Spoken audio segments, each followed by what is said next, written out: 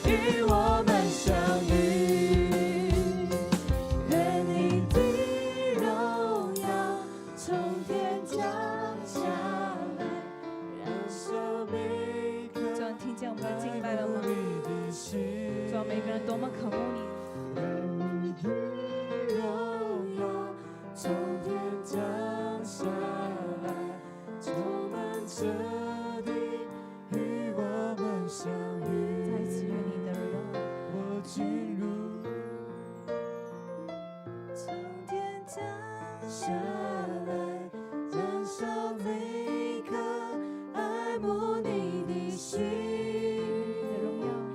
愿你的荣耀从天降下来，充满这地，与我们相遇。带我进入，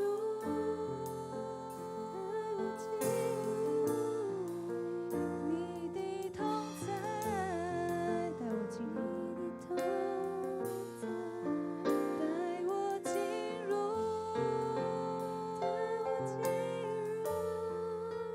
你的同在，你的同在。主啊，我们爱你，我们愿意一生来跟随你，永远不回头。主啊，你看中我们的眼泪，你知道我们的疲惫。这个时候，我要倾倒在你的面前，把我们敬拜交托在你的手里。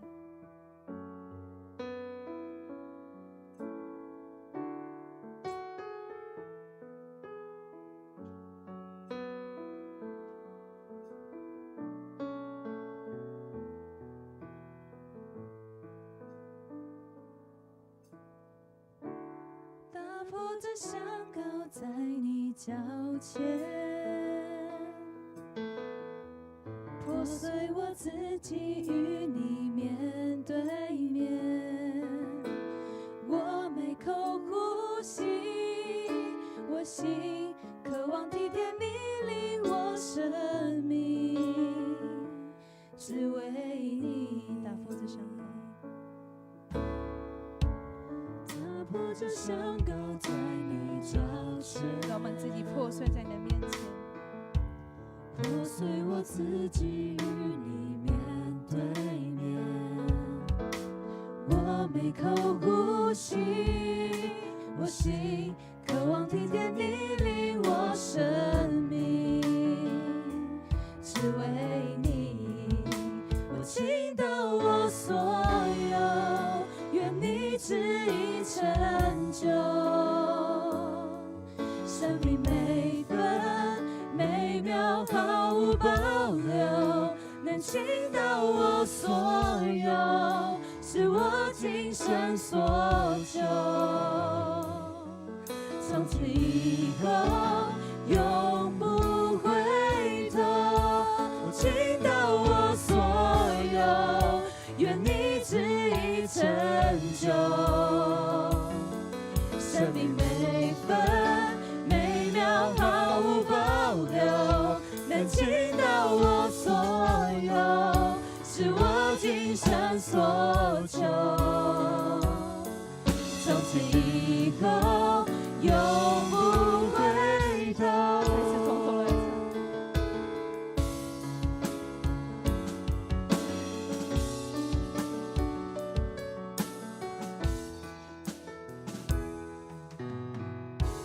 打破这香膏在你脚前，破碎我自己与你面对面。我每口呼吸，我心渴望体贴你领我生命，只为你倾倒我所有，愿你旨意成就。生命每分每秒毫无保留，能倾倒我所有，是我今生所求。从此以后永不回头，我倾倒我所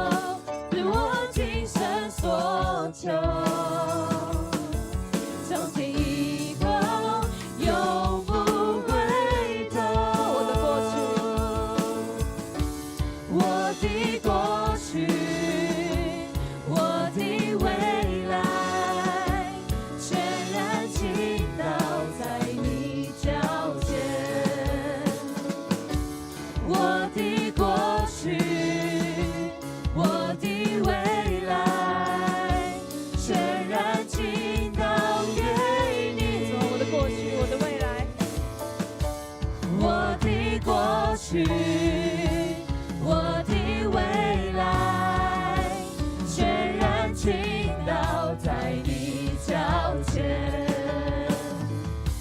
我的过去，我的未来，全然倾倒给你。这个时候邀请大家，神看见我们的眼泪，神听见我们的需要，此刻邀请大家，我们一起来开口，把你的过去，把你的未来，所有的重担都交托给他。因为这个时候，我们要将我们的祷告倾倒在神的面前，我们将我们的敬拜、我们的歌声倾到神的面前。我们有很多担心的事情，我们有很害怕的事情，而将一切的重担，我们要卸下给主。现在我们一起来为自己来祷告，我们一起同声开口，在这个时刻邀请大家，我们把我们的过去的担心、害怕，主啊，我们是他的爱的宝贝，主啊，我们心爱的宝贝。这个时候要放下我们心中的重担，一起来到神的面前，主啊，我们愿意把我们所有的倾倒给你，主啊，你听见我们的需要，我们谢谢你。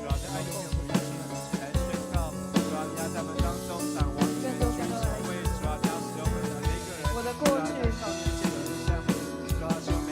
我的过去，我的未来，全然倾倒在你脚前。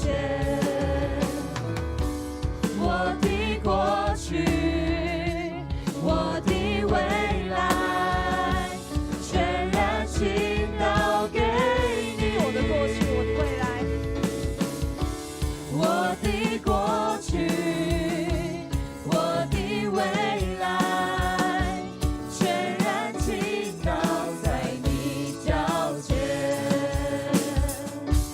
我的过去，我的未来，全然倾倒给更多更多来唱给主。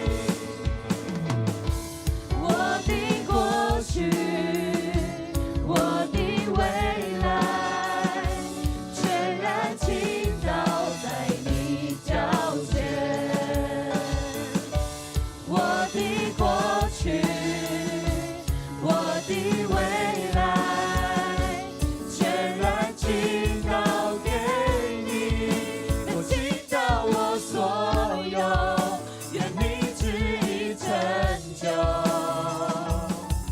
生命每分每秒毫无保留，能倾倒我所有，是我今生所求。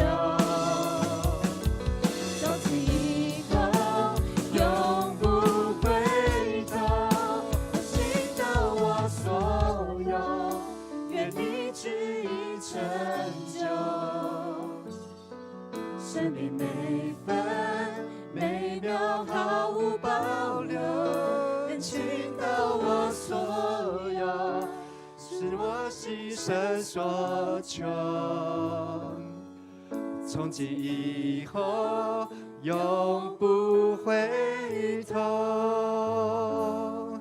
从今以后永不回头，从今以后永不回头。是的，主耶稣，我们来到你的面前，向你献上我们的敬拜，倾倒我们所有的在你脚前。愿你悦纳我们的生命，求你悦纳我们在你面前所唱所献的。主啊，你爱我们，谢谢主耶稣，你愿意流出你的宝血，洗净我们的罪，洗净我们一切的污秽，也洗净我们一切的不义，把我们身体上面的软弱，把我们生命当中的欠缺，主啊，都要带到你的脚前，如同玛利亚打破那珍贵的拿达香膏，如同马大玛利亚来到你面前匍匐，主啊，我们都要倾倒我们的生命。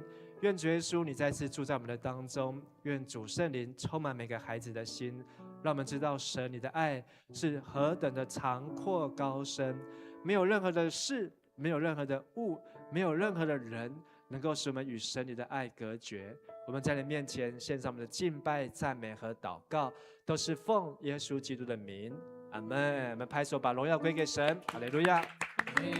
在你坐下以前，跟你旁边说，神要大大与你同在，神要大大的与你同在。今天很高兴看到子君哦，子君，你是回来过端午节吗？不是啊，回来过端午节，下礼拜还会看到你吗？还可以，好，下礼拜分享啊。好，那我们来看今天的经文，《列王纪上》11章只有4节哦。好，那我们一起来读这所罗门的经节。好，请。所罗门王在法老的女儿之外，又宠爱许多女，就是摩押女子、亚门女子、以东女子、西顿女子、赫人女子。论到这些国的人，耶和华曾晓谕以色列人说：你们不可与他们往来相通，因为他们必诱惑你们的心去随从他们的神。所罗门却恋爱这些女子。所罗门有妃700，都是公主，还有嫔300，这些妃嫔诱惑他的心。所罗门年老的时候，他的妃嫔以诱惑他的心去随从别神，不效法他父亲大卫诚诚实实地顺服耶和华他的神。好，不晓得你有没有认识很会交男朋友或女朋友的人？你认识最多的可以交多少个？我认识最多的有到50个，好，50个，好，那而且呢，这是一个姐妹，好，但是她很年轻，但是呢，她有很大的忧郁症，好，忧郁症有多大呢？好，这个是她结了婚，好，嫁给一个很爱她的先生。可是呢，当他忧郁症来的时候呢，他整个暴怒，好，他把家里面的墙呢都砸破，好，然后呢用椅子把他们家的车子，好，他们家有2台车，挡风玻璃都砸碎，然后呢，他用那是不是台湾的房子，是美国的房子，好，那是木板的，好，去把那个墙敲一个洞一个洞一个洞一个洞，好，玻璃都把它弄碎，好，但是呢，当他先生把他带来找牧师要祷告的时候，开始陪他去整理他的人生，发现哇，他从国中的时候开始交男朋友，1个、2个、3个、4个、5个，好，还没有高中呢就已经10-20个，然后呢到后来哇，他的这个交往的过程呢，好，真的是扑朔迷离，好，然后呢就带领他，好，花了几个月的时间，好，陪他一个一个去检视。到底他的人生为什么会走到这样？那甚至呢，有时候呢，好，因为有时候呢，他还忘记中间有谁，好，因为太多了，所以整理起来的时候呢，发现每一段关系都很重要。跟你旁边说，每一段关系都很重要。所以呢，不要小看好这一些关系的存在。在上一次我们提到所罗门的时候，是在2个礼拜前，好，那时候所罗门还没20岁。那他呢，在上帝的面前，好，他要来接这个以色列的国家。他跟神带着一个战战兢兢的心说：“主啊，我跟你求一件事情。”那神呢说：“你要什么？你尽管求，尽管求。”所罗门说：“求你赐给仆人一个善于了解的心，就是智慧，好能够治理你这么多的百姓，治理这么多的人民。”所以呢，上帝就非常的肯定。哇，所以所罗门呢，我们上次学习，好，他能够清楚自己的限制，而且他所求的智慧呢，是为了要能够辨别是非。而最后没看见他没有求的，好，不论是长寿，或是荣华富贵，或是财富，上帝也都给他。所以所罗门他求的智慧，上帝就告诉他：只要你能够遵行神的道，谨守神的话，成为合神心意的人。好，我们再复习一次，请跟我说一次：遵行神的道，谨守神的话，成为合神心意的人。上帝说，这样的智慧呢，会源源不绝的在你的生命当中，让你左手有长寿，右手有富贵，居上不居下，居首不居尾啊！上帝要大大的祝福所罗门。不过我们刚才读的这几段经，到了列王纪上的第11章，我们看见所罗门他变心了。为什么所罗门他变心了呢？好，因为呢，他的心被诱惑了，被诱惑了。不晓得你们所罗门在他人生的最后一里路，他有一个非常漂亮的开始，上帝与他同在，祝福他。但是呢，今天的经文说，所罗门年老的时候，有2个问题，就是妃嫔诱惑他的心去随从别的神。他总共娶了至少6种国家的太太，那稍是甚至更多。那第一个就娶的就是埃及法老的女儿，再来有亚门人、摩押人、以东人。他娶了世界各国，到刚才我们所读的，他的公主有几位？多少？700。你们学校都不一定有这么多人了，700个公主，然后妃嫔有多少个？300，加起来呢1000哦。这些名字都不一定叫得出来。厦门教会有600多个人，牧师呢要把每个人名字都叫出来，怎么样？很难呢。如果你是所罗门，要叫他每一个老婆的名字叫得出来吗？只能够编号吧。你就算是编号，你这一次看到他，下一次再看到他，还不一定看得到他。这很像中国皇帝有时候娶了很多好的这个公主一样。那不一定每个都可以看到，不一定每个都可以认识。我们看到以斯帖戒指也是这样子。可是所罗门他的智慧呢，到老的时候，年老的时候，他的智慧呢，成为一个让我们的看到闹笑话。很多时候我们赢在起跑点上，特别很多的父母亲，爸爸妈妈都希望自己的孩子上了国中了，上了高中了，或是准备要上了小学了，都希望可以找他一个最好的学校、最好的老师，然后让他能够赢在起跑点上。但是很多的爸爸妈妈呢，都不会告诉小孩子，你的人生的终点一样重要。很多的爸爸妈妈没有提醒他的孩子，你绝对不要输在最后1里路啊！跟你旁边说，要赢在起跑点，不要输在最后1里路。很多的这种骑脚踏车或是赛跑、马拉松，看到很多的骑环法的自行车，哇，他们一直冲，要骑好几个小时。到最后呢，快要到终点的时候，他发现他遥遥领先，结果他就手举起来，怎样开始庆祝胜利？当他手起来庆祝胜利的时候呢，后面人就这样从他旁边就冲过去，就差在那0.1秒。他呢前面几10个小时，从一大早骑到下午，可是呢，就在最后他这样提早庆祝的时候呢，他的冠军煮熟的鸭子就飞了。最后1里路通常都是最危险的。所罗门他的智慧有漂亮的开始，可是他的晚年呢却失手了。他的晚年呢到最后呢却是一败涂地，甚至呢连神他都不认。所以信仰的考验是在于晚节要忠诚。我们说的是晚节要忠诚。你觉得上山容易还是下山比较容易？我们都在想说下山比较容易啊，爬山比较辛苦啊。牧师很喜欢爬山，从我大1的暑假开始爬，那爬呢台湾的百岳，爬大山。这些爬山呢，第一次爬的时候真的是吓到了，从来没有爬这种要背20几公斤，然后呢走这种原始的路，但是这个还要睡在山上。可是呢，到下山的时候呢，哇，很开心，因为你已经1天2天，你背的东西就越来越重，还越来越轻，越来越轻。到下山的时候呢，超轻的，都觉得可以用跑的，可以用跑的。那最近一次呢，就是2年前去爬这个中央尖山的时候，只有4个人，4个人去爬的时候呢，哇，真的也是前面很辛苦，因为太久没爬了。哇，爬在前面的时候呢，非常的喘，而且非常的担心，提心吊胆，自己爬不上去。可是呢，我们去爬4天3夜，第3天晚上，哇，终于爬完所有的这个大山，第4天要下山回家。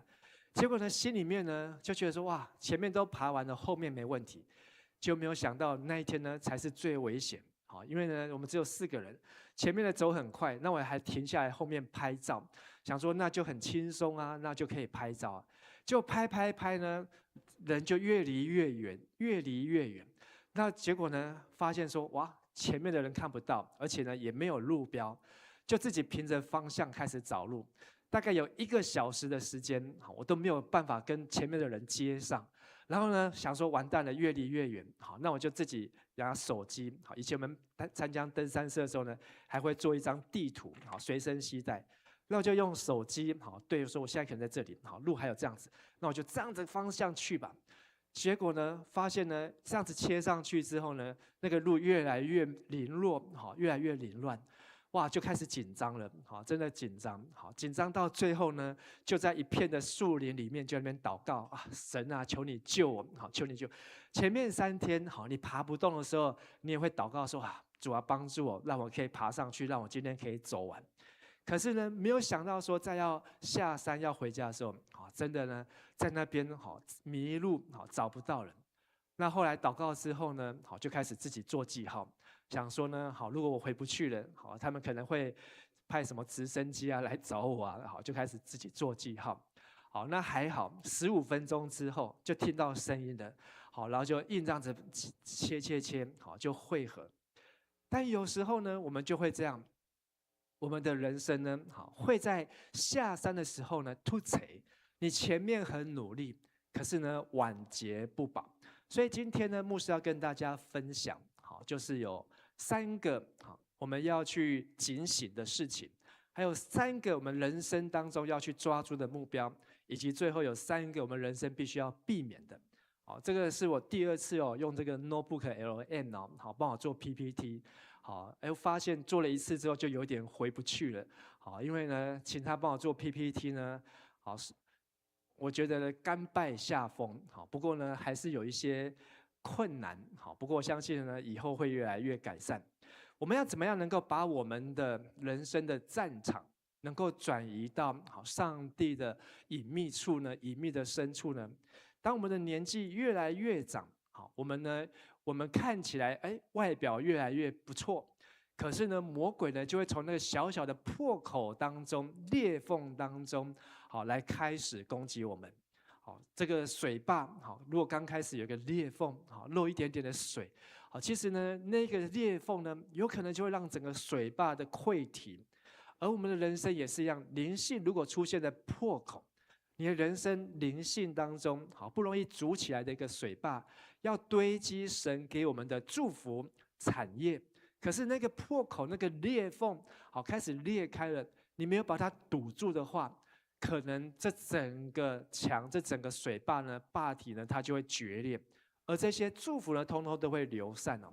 所以有3个警醒，好，第一个警醒就是经验代替了仰望，好，请大家说一次，经验代替了仰望。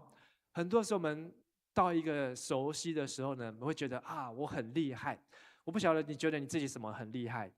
你可不可以花30秒跟你旁边说，你觉得自己什么很厉害？然后听一下对方什么很厉害，这样子，来跟你旁边的讲一下，好，你觉得自己什么很厉害？30秒的时间。打嘴巴，好，然后呢，听听对方觉得自己什么很厉害。好，交换。好，你要不要分享对方的什么让你觉得很厉害的？很厉害，有没有分享？你听到对方有什么很厉害的？打断鼓棒很厉害，好，真的很厉害。还有呢？还有没有？这边有没有要分享？你有没有听到什么觉得很厉害的？啊？头发很厉害，他的头发很厉害。好，真的吗？你刚才是分享头发很厉害？啊，什么都很厉害。OK， 好，什么都很厉害。当我们觉得自己好在某一些事情上面好很有经验，好觉得很了不起、很厉害的时候呢，可能就会像刚才牧师一样，前面爬山啊，我都爬得上来。好，其实这一次呢，这几座山都走完了，没问题了，绝对没问题。可是当自己觉得没问题的时候呢，好，那个才是问题的开始。好，我也听过一个教会的一个牧师啊，好，他在这教会呢几年的时间，好，刚开始的时候很辛苦，好，要来建立教会，好，要牧养教会，然后呢要装备，哇，要做很多的服事。到一段时间之后呢，他觉得这个教会什么事情都已经上轨道了，而且什么事情都 OK 了，他就觉得自己怎样，很了不起，觉得很不错，然后他就跑去跟人家分享说，啊，我现在在这个教会啊，好，已经怎样非常的顺了，好，没问题了，好，甚至还说啊，到他退休的时候都没有问题了。结果当他这样才讲完之后呢，结果那一年，好，他就被离开教会了，好，就被离开教会了，好，这是真实发生的事情。就是有时候呢，我们觉得自己什么都 OK 了，什么都很顺了，就没有想到上帝呢就会改变我们的心，好，改变我们自己。我自己也有这样的经验，好，就是我去美国的时候，好，我们在美国服侍，后来买的房子，在买了房子那时候就有个想法说，哇，现在的在我们从台湾来美国牧会，好，还能够在美国买房子，而且呢还可以在美国生活，哇，觉得应该都很不错。想说那我应该可能就会在美国继续办移民啊，拿身份啊，拿签证啊。结果上帝呢，他也改变我们的计划，改变我们的想法，改变我的想法。说上帝要给你的并不是这样，所以我们看见所罗门在他年轻的时候，他知道自己什么都不会，都不懂，他会跟神求，跟神要，他会献1000的生计给神，跟神求。可是年老的时候呢，哇，他不仅盖了圣殿，又盖了皇宫，然后又盖了很多的建筑，好，然后呢很多的军事设施，买了马，买了战车，然后呢这个做远洋的这个贸易，好，然后组成了船队，去地中海，去西班牙，好，然后呢去到印度，好，来运回来很多的稀奇珍宝，好，甚至孔雀。他还为自己做了一个宝座，好，这是我们在这个礼拜当中读圣经所读到的。那个宝座是象牙做的，然后呢，它的宝座呢背后是一个圆形的，好，象牙的这个6阶的宝座。然后6阶呢，每一阶呢上去都有一对的金的狮子啊！我说全世界没有这样的象牙的宝座。可是当他坐在那宝座上的时候呢，他觉得他会不会需要依靠上帝？他还觉得说，哎，这都是我的聪明，我的才智。他已经忘记年轻的时候，这些都是神所给他的。所以呢，他把自己所曾经做过的事情，觉得很厉害的事情。结果呢，就忘记了要像年轻的时候要跪下来祷告。所以第一个提醒就是我们的，如果你用经验取代了仰望神，这可能就是那个裂痕破口的开始。第二个警醒就是环境安逸磨灭了斗志，请大家说一次：环境安逸磨灭了斗志。所罗门的黄金宝座，好，比这个还要富丽堂皇。可是你左边是黄金宝座，右边是什么呢？灰尘，好，而且呢看起来像是一个墓碑，好，像是一个墓碑。好，这些所罗门，好，他的荣耀呢，好，这个 AI 真的是太厉害了，我都没有想过说可以这样子的去生成这样的图片，好，然后他把它生成一个墓碑，还有蜘蛛网在上面，好，我觉得这个对照真的是很生动啊。所罗门好40年的时间内，国家呢都没有发生战争，四境太平，从他的爸爸所留下来。但是这个太平呢，就让他过得非常的舒适舒爽，以至于呢，他也不需要祷告，每一天每一年生活都很好。圣经说，所罗门每一年收到的黄金，好几公斤呢？22万公斤，22万公斤哦！好，你一年会收到多少的黄金？啊，一年还不一定收得到1克的黄金哦。所罗门是22万公斤呢。圣经里面还用一句话来形容说，在所罗门的年代，银子不值钱。今天你有没有银子？你会不会去买银子？有人会去买白银。好，我认识一个牧师，他买了几百万的白银哦。好，他认为这个白银有一天会升值。啊，为什么买那么多呢？好，他说金子他买不起。好，结果他光买白银呢，就买了上百万呢。如果他把那些钱拿去买黄金，现在可能更多。不管如何呢，但是在所罗门的年代，银子跟石头一样的多。银子不值钱呢，只有黄金。他什么都是黄金打造的，黄金的宫殿，生活得很舒适。所以虽然圣经没有形容，可是呢，他却膝盖渐渐变异，就是说他越来越不懂得跟年轻的时候跪在祭坛的前面跟神祷告，跟神求。最后的结果就是温水煮青蛙。到最后呢，他就活在舒适圈，活在安逸的日子当中。亲爱的弟兄姐妹，你今天的生活舒适吗？应该不差了，因为我们住在台湾，大家都有冷气吹，上礼拜有2个礼拜在下雨，然后天气变冷，可是呢，才一下完，隔天端午节马上呢就出个太阳，所以呢，古人的智慧说，在端午节以前呢，棉被不要收，有没有听过这句话？就是在端午节以前，你的厚棉被不要把它收起来。我知道在小时候真的就常常听到这样的话，而且呢，每一年都会去看，真的在端午节以前，它就是有可能还会再变冷。有时候你可能4月就已经觉得很热了，5月就很热了，可是还没有到端午节，真的还会变冷。所以我们下个2个礼拜的雨还真的都不用开冷气。可是呢，雨一停之后，端午节一到，马上就热起来。可是，在我们的舒适圈当中，你会觉得说，很舒服，然后呢，每天呢都张开眼睛，有吃的，有喝的，然后呢，你要喝什么饮料，你要吃什么好吃的，都很方便，不需要过苦日子。可是，当我们活在舒适圈当中呢，就会让我们失去了斗志。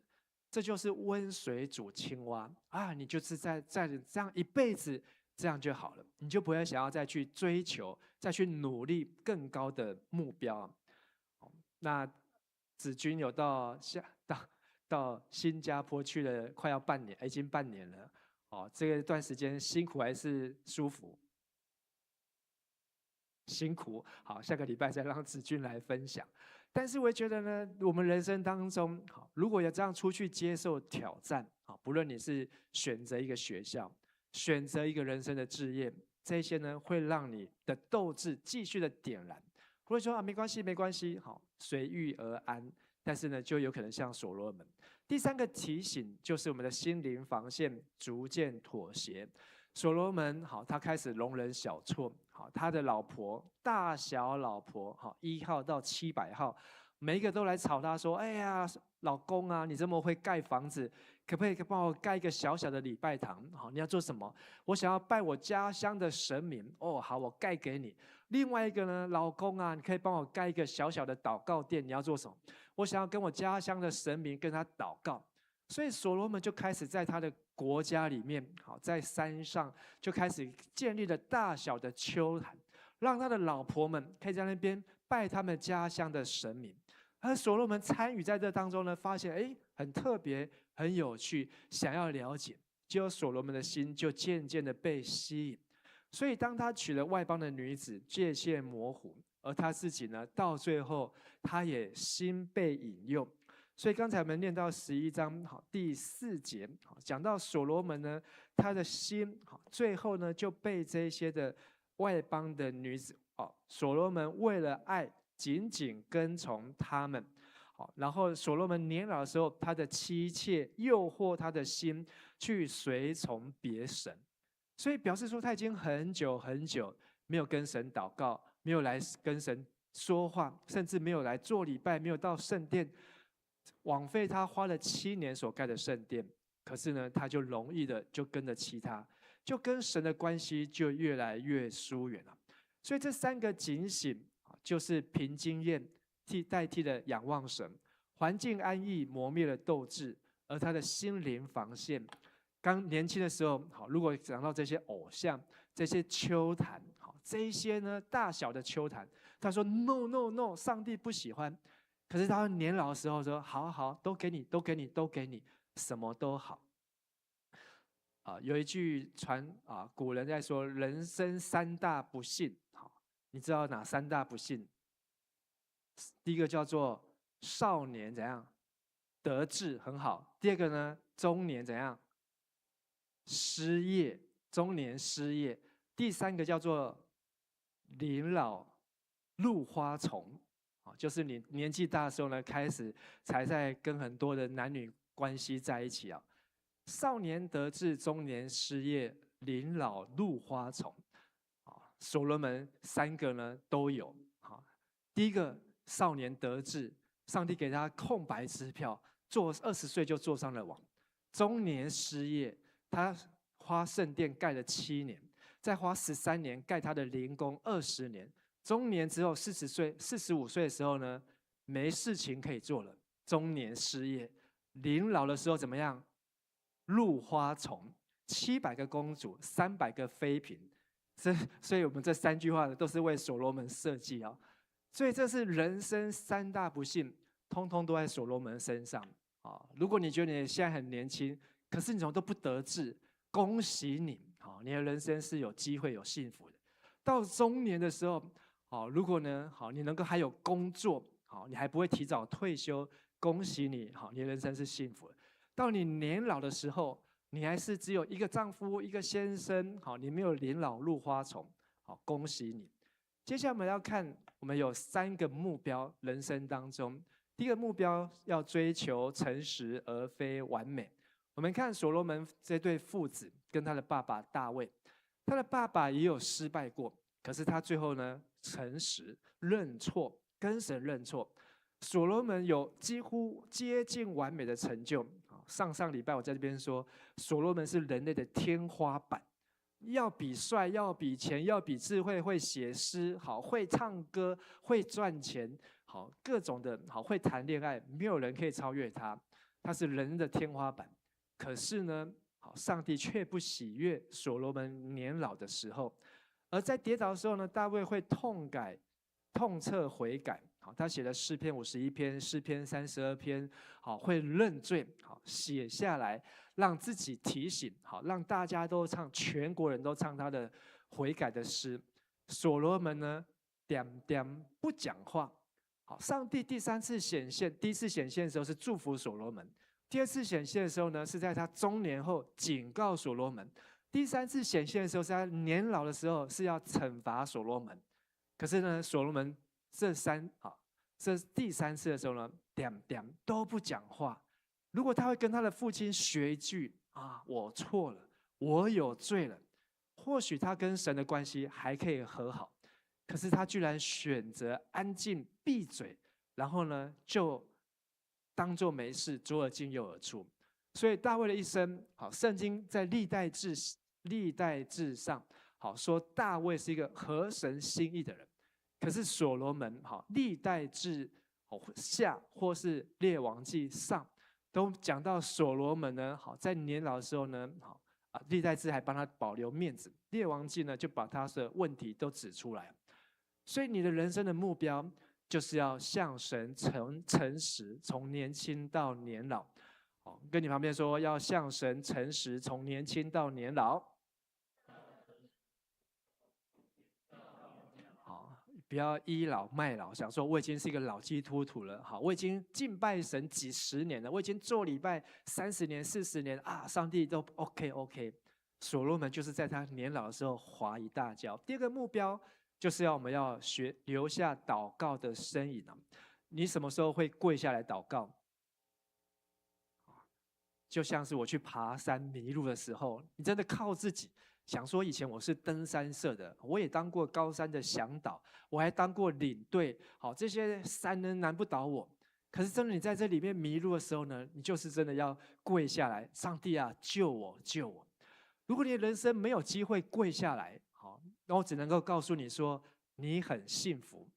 但是如果你的人生好真的有到一个痛苦，跪下来想要跟神祷告的时候，恭喜你。因为呢，你的心跟神怎样抓得更紧，抓得更紧。所以，如果你都没有机会跪下来，好，你想要等到人生有巨大的风浪好时候才要跪下来，好，太慢。好，你可以其实呢，平常好睡觉前，或是平常一个人在房间，你可以跪下来在你的床的旁边，好，跪下来跟神祷告。所罗门年轻的时候，他跪下来祷告。到老的时候，他是坐在宝座上，一个坐在宝座上的王，他会愿意跪下来吗？他不会跪下来。他的儿子叫做罗波安，好，今天是今天吗？还是明天要读到的？好，说他呢，是明天要读到的。罗波安，好，就是他这个百姓呢来求他可以减轻重担。可是罗波安呢，就去问他爸爸的所罗门的大臣，说该怎么办呢？他的爸爸大臣说：“哦，你就要听他们的，你要像仆人一样，还要来听他们的，服侍他们，这样他们就一辈子跟着你。”然后呢，他不采纳，他又跑去问他的朋友，跟他一起长大的罗波安的玩伴，他们就说：好，不行，好，你一定要把他们臭骂一顿，而且呢，他们敢要求偷懒的话呢，你就要加倍刑罚他们哦。罗波安，好，他没有想到一个仆人的样子，因为他看不到他的爸爸、父亲，一个仆人的样子。而今天我们跪下来祷告，是因为我们需要遇到困难，但是呢，我们需要常常跪下来祷告。今天的教会真的也是越来越少有机会跪下来祷告。牧师还记得呢，我当青年牧师的时候呢，常常呢，一年都会好几次带年轻人跪下来祷告。现在呢，来参加青年礼拜，那我要带你们跪下来祷告呢，我自己也跪不太下去。但是呢，我希望呢，你们自己有机会，自己能够跪下来跟神好好的祷告，跟神求。你看马街，你看巴克里，巴克里在台南的这个巴克里，到他80岁的时候，他有一件睡衣，这件睡衣呢，今天还在我们的历史馆里面啊。那个睡衣他们是英国人，穿那个长长的睡衣，他的这个2个地方呢都是破的。为什么破的呢？都是跪到破掉的。你有没有听过连加恩的故事？连加恩，他去非洲当这个替代役。他去非洲的时候呢，他就是跪下来祷告。为什么呢？因为他的妈妈就是这样跪着祷告，所以他从小就是学着跪着祷告。所以我还记得我当传道的时候，去到台南的一个教会，常常也是跪在一个楼梯下面的这个储藏室，跪在里面祷告。跪在里面祷告，祷告是一个跟神的关系啊。所以我们的目标在我们人生当中，你要找到一个跪下来祷告。你的长辈、你的家人，你有没有看过你的属灵的榜样？他们会跪下来祷告呢？或许如果有的话，这就是一个祷告的身影。如果没有的话，你自己也要常常找机会跪下来祷告。第3个目标，活出一个有盼望、优雅的年老。所罗门他的年老，虽然什么不愁吃不愁穿，什么都有，可是呢，他内心是虚空的。在传道书里面，整卷书就在反映他的虚空。他说他曾经建造什么花园，他曾经吃过什么山珍海味，他曾经知道上知天文下晓地理，可是最后他都把这些事情当作是虚空，英文叫做 vain， 就是空的、没有的。他好像变成一个佛教徒。佛教徒呢，就是在追求4大皆空。佛教徒呢，在追求的最高境界叫做涅槃。有没有听过？涅槃会不会写？就是指呢一个空，什么都没有的状态，没有七情，没有6欲，什么都没有，4大皆空。所罗门虽然到年老的时候不是佛教徒，可是他的人生呢，好像什么都空虚的，没有办法知道为什么他活在这边。但是我们人生不是这样，我们人生是到年老的时候还能够活出有盼望。像亚伯拉罕到年老的时候100岁，他才开始准备当爸爸，他后来活到175岁。或是像摩西80岁的时候，他才开始有人生的最高的巅峰，要带领以色列人200多万人要出埃及，要去迦南地。很多时候在我们人生当中，你的人生是要往上走。如果你呢爬到个地方，突然就退下来的，像我在神学院的时候，我的同班同学，一个姐妹是布农族，她跟我差不多年纪，然后呢，她后来回去她的老家台东牧会。有一年呢，我们去找她，然后呢，那时候她的先生刚退伍，因为她先生是海军的士官长，海军的士官长。去的时候呢，那时候我们大概还没40岁的时候，她的先生已经38岁退休了，领终身俸。38岁退休领终身俸，每个月呢好几万块。然后他退休之后做什么呢？说他回来他的老家开民宿、种水果，然后陪他的太太牧会。哇，那时候看了说好羡慕啊！38岁退休了，38岁的我呢，什么都没有，就只有在教会服侍其实有了，有结婚有小孩，可是呢很羡慕。后来几年之后呢，又再去联络之后，发现他也不开民宿了，也不种水果了。他发现他太无聊了，他怎么样？跟他的太太一起在教会里面牧会，他觉得这样比较充实。我们的人生就是要有一个盼望的人生，要继续的往上，而不要停在原地，觉得说我的人生追求到这个目标就够了，因为你把目标定得太低了。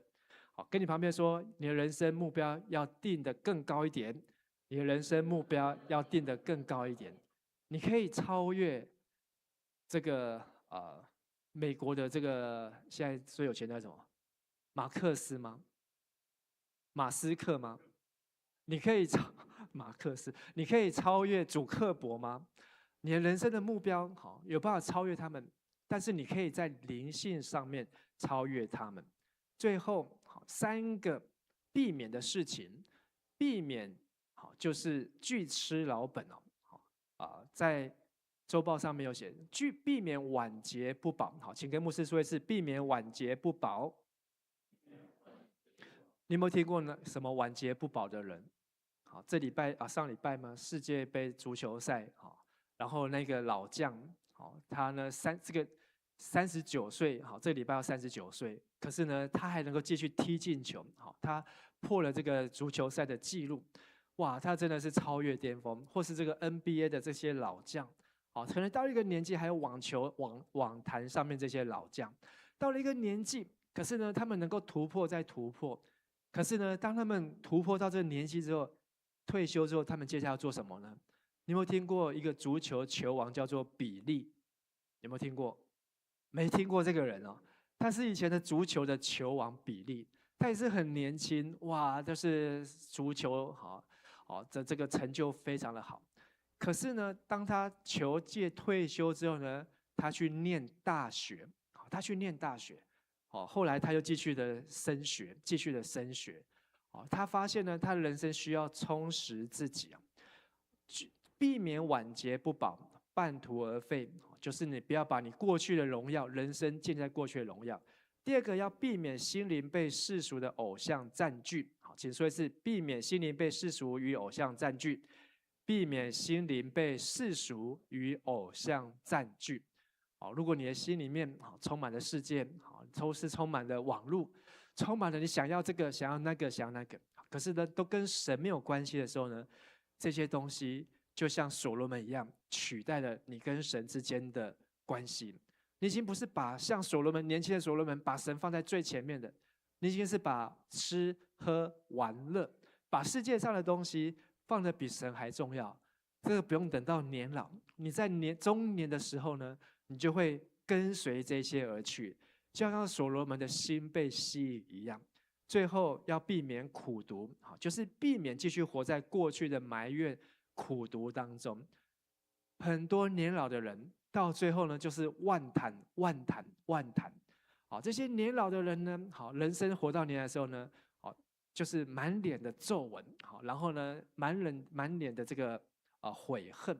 为什么怎么样？年轻的时候怎么样？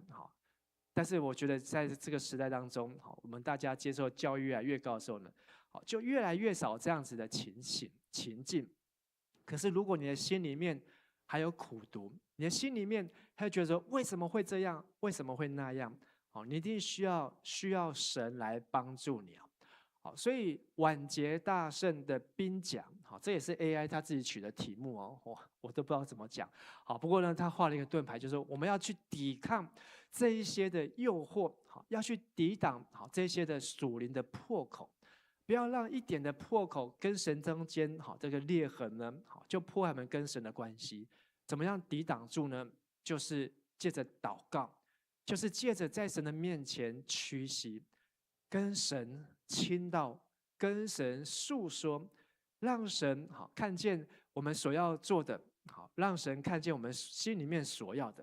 我相信我们的人生会将来的荣耀要大过于先前的荣耀。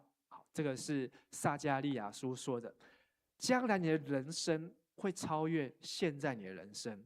或许你看不到这样的荣耀，但是神要赐给你的是将来的荣耀，能够超越你将来的荣耀。我们一起来祷告。慈爱的天父上帝，我们谢谢你，在我们的人生当中，你为我们预备许多的挑战，有许多的困难，但是这些的困难反而是我们人生能够更上一层楼的帮助。我们需要有这些的困难，我们的生命才能够经过淬炼，经过磨练，经过考验。主啊，求你来帮助我们，不要小看这些的困难，不要小看这些的挑战。当我们如果活得太过安逸舒适的时候，主啊，我们可以透过夏令营的磨练，我们可以透过短宣队的考验，我们可以透过服事，我们可以透过在教会里面的聚会来考验我们的祷告，让我们的祷告是有动力的，让我们知道我们不是在凭着自己的经验，不是凭着自己的过去，不是凭着我们的肉体血气在服侍你，而是靠着那加给我们力量的神。主啊，求你帮助我们，在我们年轻的时候就懂得抓住你，当我们进入中年的时候，也让我们知道我们所追求的不是安逸，不是舒适。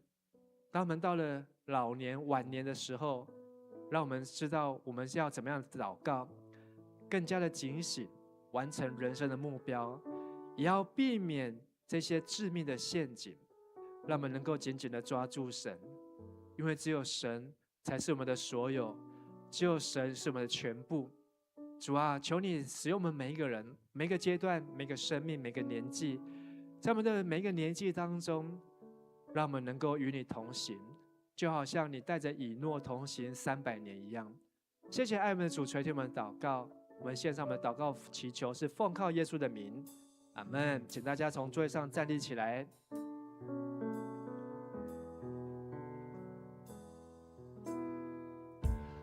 大破这香膏在你脚前，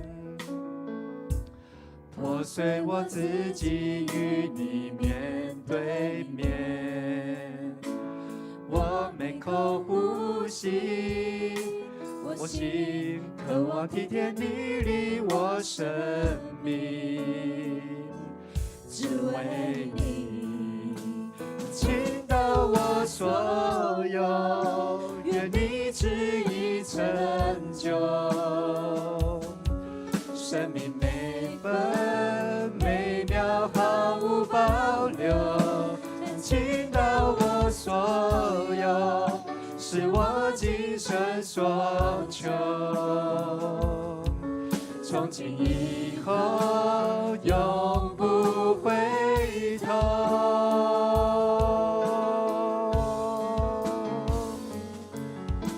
是的，主，我们要倾倒我们的生命，无论我们的年纪，我们都要倾倒在你面前，打破我们的香膏，打破这香膏在你脚前，破碎我自己与你面对面。我每口呼吸，我心渴望体贴你离我生命，只为你我倾倒我所有，愿你旨意成就。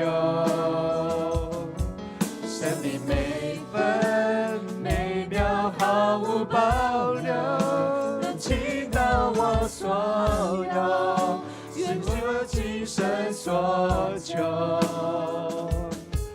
从今以后永不回头，我倾倒我所有，愿你旨意成就。生命每分每秒毫无保留，倾倒我所有，是我今生所求。从今以后永不回头。我的过去，我的未来，全然倾倒在你脚前。我的过去，我的未来，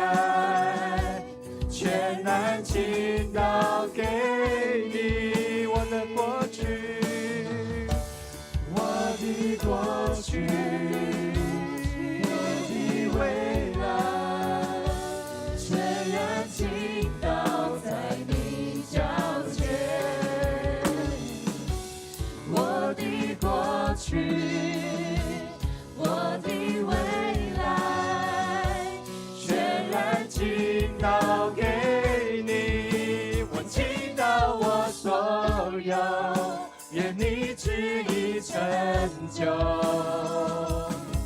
生命每分每秒毫无保留，倾倒我所有，是我今生所求。从今以后永不回头，我倾倒我所有，愿你旨意成就。生命每分每秒毫无保留，倾倒我所有，是我今生所求。生命以后永不回头。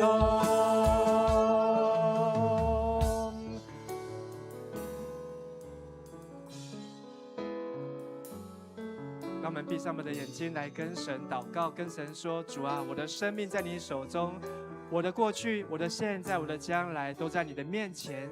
求主使用我，使用我的生命，让我一生都不离开你。也求神堵住我生命中的破口，这些在我生命当中的偶像，拦阻我亲近神、敬拜神的人事物。主啊，求神你挪开，让我能够来到你面前。我们一起同声开口来祷告。哈利路亚，哈利路亚，哈利路亚！主啊，我们赞美你。是的，主，我们要全心全人全意来到你面前来敬拜。是的，主耶稣，我们要赞美你，因为你是配得我们赞美的神。主啊，我们要开口来赞美，我们要心要歌颂你，我们的灵要歌唱。主啊，因为我们要来到你的圣宝座前。主啊，是的，我们要说你是我们的主，你是我们的王。主啊，你是我们过去的主，现在的主，也是我们将来人生的主。我们的一生都在你的手中。主啊，是的，求你使用我们的生命，除去一切的偶像，打破一切的偶像。主啊，让这些偶像一个一个的被打破。主啊，让我们的心全然被你所得着。哈利路亚。倾倒我所有，愿你旨意成就。生命每分每秒毫无保留，倾倒我所有，是我今生所求。从今以后永不回头。我的过去，我的过去，宣告我的未来，主啊，都要在你的脚前全然倾倒在你脚前。再次宣告说我的过去，我的过去，我的未来，全然倾倒给你。我倾倒我所有，愿你旨意成就。生命每分每秒毫无保留，倾倒我所有，愿我今生所求。从今以后永不回头，倾倒我所有，愿你旨意成就。生命一分每秒毫无保留，是我今生所求。从今以后永不回头，从今以后永不回头。是的，主耶稣，我们要再一次用我们的心来敬拜你。你知道，在我们的生命当中，有许许多多的吸引、诱惑，就如同年老的所罗门的心被吸引走一样。主耶稣，在我们还年轻的时候，还能够敬拜你的时候，主啊，求你夺回我们的心，夺回我们的心思意念，让我们能够每一次来到你面前，都是全心全意的爱你、敬拜你。让我们的一生走在你的面前，能够像大卫，从年轻到年老，都能够与神相亲、与神相近。让我们能够成为一个合神心意的人。主啊，如果我们的心受到诱惑，我们的灵远离了你的时候，亲爱的圣灵，求你帮助我们，带领我们回转、悔改，回到神你的面前。因为只有神是我们生命中的唯一，只有神能够真正满足我们的心，满足我们的生命。再多的荣华富贵，再多的金银财宝，再多的名声，再多的成就，都不能够填满人贪婪的心。只有神你的爱在我们的心中，一分一秒我们就要得到满足，就要得到今生最大的喜乐。是的，主耶稣，谢谢你爱我们，听我们的祷告，愿我们的一生到老都能够尊荣你。我们献上我们的敬拜、祷告、祈求，都是奉靠主耶稣基督的名求。阿们。请坐。奉献是基督徒感恩的表现，是一种感动，回应神的恩典，也是一种行动，为主圣工所用。这时候呢，预备我们的奉献。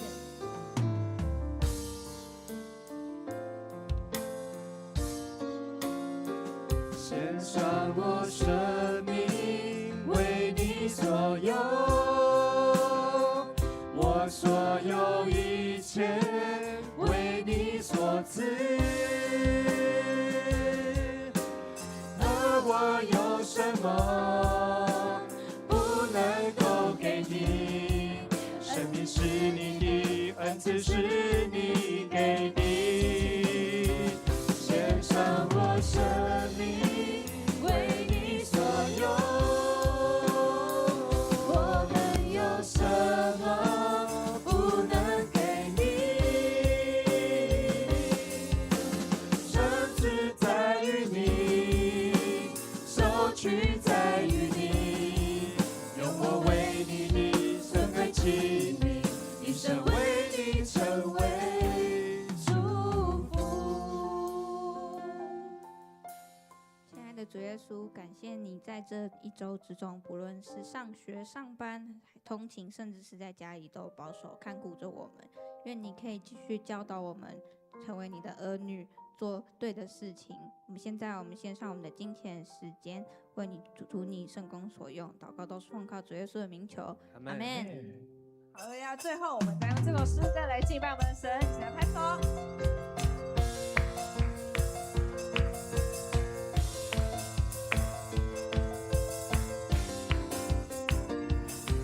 你十字架的大能，从家赎回我灵魂。你恩典使我被拣选，叫我生命过得长存。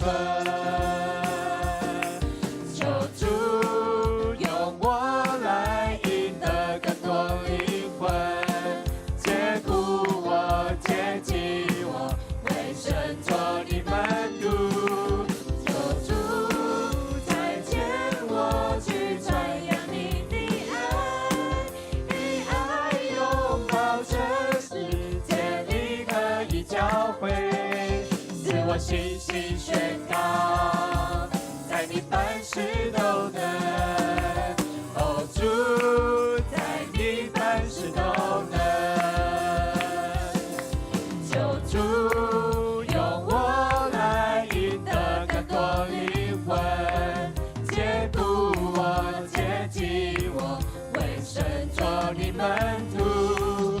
求主再接我去传扬你的爱，以爱拥抱真实，建立可以教会，使我信心宣告，在你凡事都能。使我信心宣告，在你凡事都能。使我信心宣告，在你凡事都能。哦，主，在你凡事都能。我们拍手，把荣耀归给耶稣。哈利路亚，哈利路亚，哈利路亚。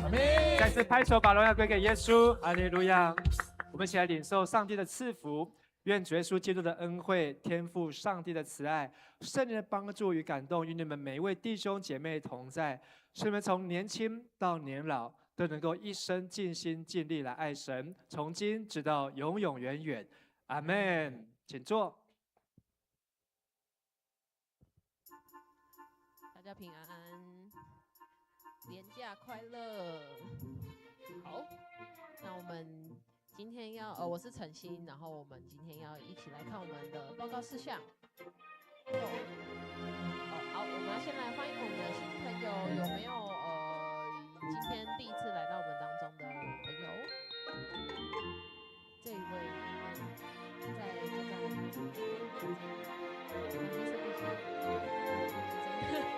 是第一次来到我们当中吗？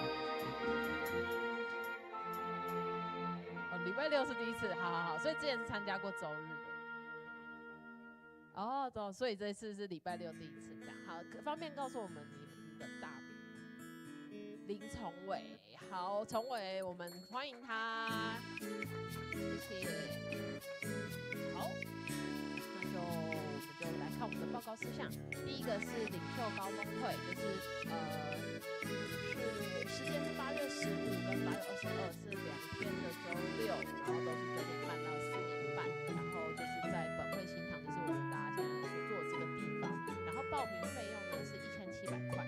好，大家看这个1700块可能会觉得说哇很贵，已经那个快要逼近2000块。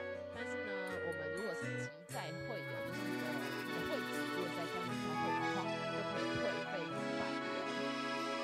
比较全勤的，如果你2天都到，然后也就是实际上是会有教会的话，就是可以退500元。那如果你想要报名的话，就请你在周报封面的这个QR code 里面，这个 QR code 其实里面都会有很多东西，你说想要找到的几乎都会有，就是大家有事没事都可以扫一下。然后如果你想要报名的话，这个 QR code 扫进去就会有报名的连结。那在6月30号之前还有10天，有早鸟礼物，就是200元的图书礼券。那就等于是，如果你是集在会友，你又有很认真全勤，然后你又有在6月30以前报名的话呢，等于你的报名费用就只要1200元，非常划算。所以就请大家可以把握机会，赶快来报名。好，下一个是总务部的报告，就是我们这个礼拜6月21号就是明天，小组的聚会跟爱餐都暂停一次。那如果你们是各自有安排聚会的小组的话，就请大家记得午餐要自理，因为当天是不会有任何便当的。再来是我们的敬拜赞美祷告会，就是接下来这个周3 6月24号的8点到9点，一样在大家现在所坐的地方有我们的敬拜赞美祷告会，主理是周信荣牧师。然后因为是敬拜赞美祷告会的关系，请所有的敬拜团同工7点可以一起到新堂参与敬拜研习。好，再来是嘉南台语朗读比赛是第2届咯。那从我们的那个就是参与范围非常广，从你幼儿园大班，然后到120岁，因为我们可能教会没有120岁的人，但就代表你不管活到多老，就是欢迎一起报名参加。那报名跟那个高峰会一样，都是到6月30号礼拜2的同时。然后你想要报名的话，一样这个 QR code 扫进去，一样会有报名的连结。好，再来是2026的阿嘎北儿童夏令营，然后主题是新世纪福音勇士，然后主题就是要破解网络成瘾。大家有去看新的那个《玩具总动员5》吗？好，我看了。你看了，好，那就是非常我们的夏令营很跟得上时事那个是那个《玩具总动员5》就是在讲那个儿童网络成瘾的问题，这样子就是在讲说，就是现在的小孩就是都很常玩平板，然后玩电脑跟同学连结，可是实际上却失去实际玩乐的能力，这样子，所以就是也欢迎大家可以带你身边周遭的亲朋好友的小朋友，或者是你自己本人就有小朋友的话，就是欢迎都可以参加。时间是7月6号到7月10号，然后报名费是2000元，2人团报的话，就是你2个人一起报名参加，可以如果家里只有1个小孩，可以找同学这样子就可以享9折优惠。那一样，你要报名的话就可以扫 QR code。好，再来是是夏季音乐营啊，一样是为了小朋友的，对象的话是10到15岁的同学，我觉得很可惜这个看起来非常的丰富，连我自己都想参加，但是我已经远就是15岁的2倍了，这样子就没办法参加。但是如果就是身边周遭有10到15岁，然后对音乐很有兴趣，或者是他有曾经想要学乐器却不知道怎么入门的，都很欢迎可以来参加。时间是8月3号到8月7号。那听说这个老师很厉害，就是可以用短的时间让可能完全零程度的小朋友也可以来学习音乐，然后一起上台表演，有一个很厉害的惩罚这样子。然后因为他的实际的营会内容非常扎实，所以他报名费是4000元。那如果你早鸟优惠，哇，只要2500哎，这个早鸟真的是折扣很大。好，请大家赶快把握机会。可是他们有说早鸟优惠是什么时候？到7月15号。OK， 所以如果你要早鸟优惠的话，是7月15号以前报名就可以现折1500，很厉害哦。好，只有25个名额，所以就是大家赶快，就是有兴趣赶快报名，然后一样就是扫 QR code。再来，好，松研大学30周年出游，时间是10月1号，哇，很早就开始报告，10月1号到3号，礼拜4到礼拜6，会前往高雄的冈山分校举办参访旅游。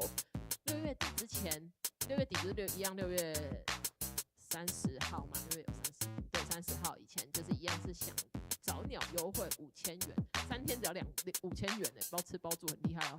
好，那不限松大学生参加，所以如果在场的那个同学，你很想参加的话，也可以参加，就是欢迎大家一起报名。如果有需要的话，请洽翠芬长老。好，再来下一位。好，再来是外展部的消息，是福音快闪欧趴堂，那就是之前很多人小组的时候可能都去过，就是我们会到附近的补习班或者是比较热闹的地方发欧趴堂给学生，然后借机传福音，就是邀请他们过来聚会。那时间是下个礼拜6的，下礼拜天的12点半。会有这个欧趴堂活动，如果你对这个服饰很有兴趣的话，就是欢迎你当天12点半直接到49号1楼集合。那你完全参加的话是有提供志工时数的，然后可以向结余指示报名。下一位，好，核心同工事工研讨会，好，是下礼拜天的6月28号的1点到4点，地点就是这边。然后请各位核心同工要预备心参加，如果你不参加的话，请自己向牧师请假，就不要当天自己突然不出现，要记得请假。再来是装备部的信徒讲座，那接下来的信徒讲座是在7月5号的12点半，49号的2楼礼拜堂，那是台南神学院的院长胡宗明牧师要来跟我们分享从世代巨变思神学教育与教会。好，欢迎大家参加。下一个。哇，今天的报告很多，好，大家加油！继续下一个升旗礼拜跟座谈会，就是我们的儿童主日学有在下礼拜，一样下礼拜天呢，很忙。下礼拜天有一个华语礼拜当中会举行升级亲子礼拜，那12点到1点，在新堂还会额外举办一个爱的陪伴国中启航午餐座谈会，就是你可以边吃午餐，然后边了解，就是小朋友从国小升到国中的这个过程，或者是比如说你之后升学，就是可能爸妈会觉得就是有很多新的东西不知道要怎么面对的话，就是会主日学有邀请一些可能老师等等的会来跟大家分享未来升学的方向。那邀请小6升国1的同学跟家长都可以一起参加，然后邀请家亲一起交流，好，并邀请就是如果你原本就是已经是国中了，就的周日的家亲可以一起交流。那如果你小5升小6的家长，你有兴趣的话，想要提早预备，也可以一起来参加。这有要报名吗？这不用报名，那他怎么知道午餐要吃多少人？好，那如果你有兴趣，然后想要确定有报名中餐的话，可以找我们苏长老。没了吗？对不对？好，然后接下来我们要来练献诗，然后大家可以有休整的时间吗？3分钟。好，大家只有3分钟休。